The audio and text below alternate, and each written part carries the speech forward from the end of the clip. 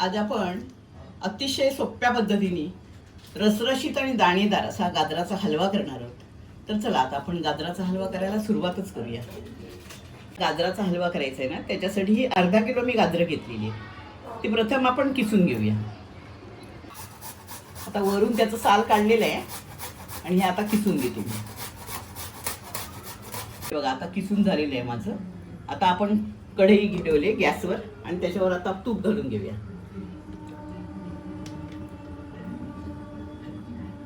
आता याच्यात आपण 2 चमचे तूप घालून घेऊया। चला आता 2 चमचे तुपामध्ये आपण काजू, बदाम आणि पिस्ता घालून घेऊया आणि ते चांगले फ्राय करून घेऊया आपण 1-2 मिनिटांसाठी। चला आता हे बघा चांगलं भाजून झालेलं आहे। आता मी काढून घेते ते। ड्रायफ्रुट्स काढलेत, आता आपण गाजराचा किस टाकून घेऊया त्याच तुपामध्ये। तर तूप काय आपल्याला एक्स्ट्रा घालायची आवश्यकता नाही त्याला।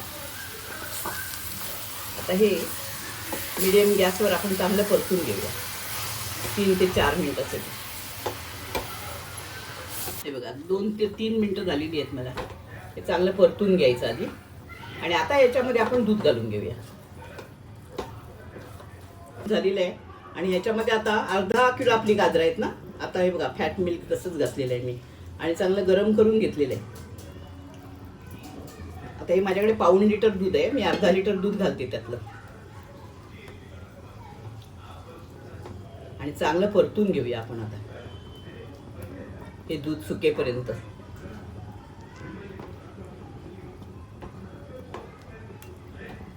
आता हे थंडीचे दिवस आहेत ना, आता गाजरं खूप स्वस्त झालेली आहेत बाजारामध्ये। थंडीच्या दिवसातच गाजरं जास्त येतात, त्याच्यामुळे हलवा घरोघरी होतोय।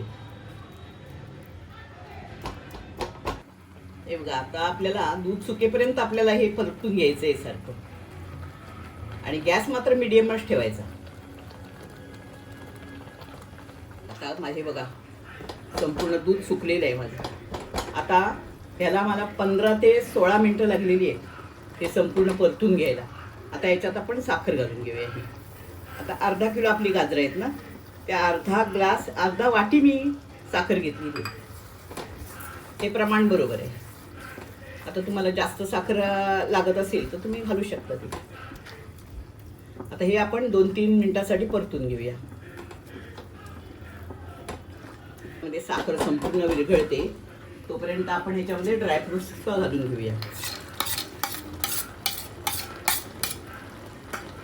आणि वेलची पावडरही टाकून घेऊया।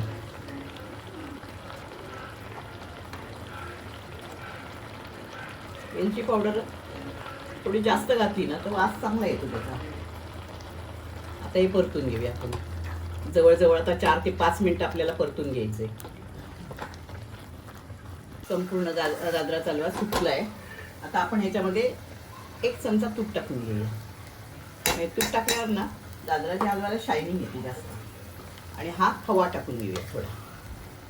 आता तुमच्याकडे खवा असेल तर तुम्ही घालू शकता, माझ्याकडे होता म्हणून मी घातलाय।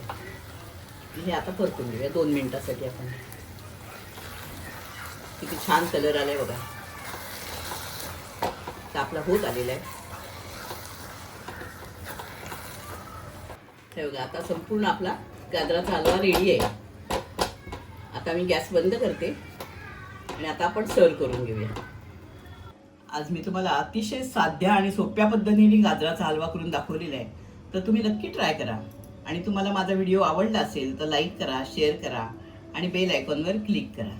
धन्यवाद।